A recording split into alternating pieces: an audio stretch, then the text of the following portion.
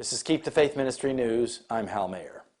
The governments of England and Wales have announced that they will let local councils decide whether to allow large retailers to open longer hours on Sunday than previously permitted. The Roman Catholic Church, the Church of England, and a number of other churches and religious organizations have band together to oppose the plan. The unprecedented alliance includes the Church in Wales, Methodists, the United Reformed Church, and the Salvation Army. Senior officials issued a joint statement opposing the government's plan to relax Sunday trading laws. Plans to allow large shops to open for longer on Sundays will damage family life and do nothing to boost the economy, they warned. The relaxed laws, they said, would increase the commodification of modern life.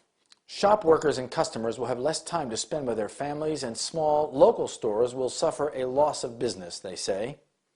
Small shops can open whenever they want under current rules, but large chain stores are restricted to a maximum of 6 hours in the period between 10 a.m. and 6 p.m.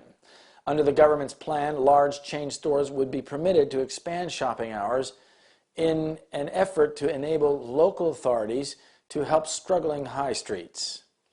But a letter to the Telegraph by the faith groups marks the first time since the plans were announced that the leaders of the country's major Christian denominations have joined forces to voice their opposition. As leaders of Christian communities in England and Wales, we oppose the government's plans to further deregulate Sunday trading laws, they wrote.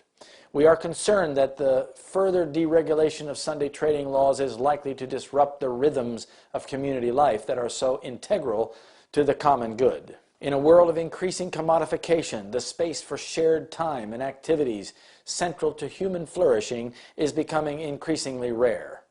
Needlessly, extending Sunday opening hours will only exacerbate this trend, the letter continued. The current Sunday trading restrictions offer a balance between consumer needs and the health of local communities, providing time for shopping as well as protecting the common leisure time essential for family life and shared social activities.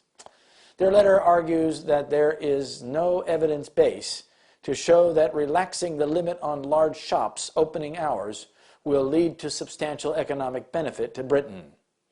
The move comes after the Telegraph last week published a letter from 150 council leaders and 40 MPs urging the government to push ahead with the relaxation of Sunday trading laws. They claimed that the economy would receive a £1.4 billion boost from the change. An Oxford University study claims the only clear impact will be to damage the businesses of small shops who will lose customers to larger chain stores, the faith leaders say. The Alliance of Faith Leaders and Churches obviously intends to keep the government from further eroding Sunday as a day of rest and worship in the UK. The seventh-day Sabbath was appointed by God to do all the things that Sunday proponents claim it will do for Sunday observers.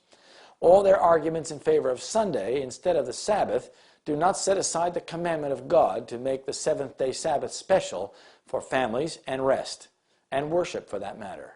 Nor do they make Sunday the Lord's Day.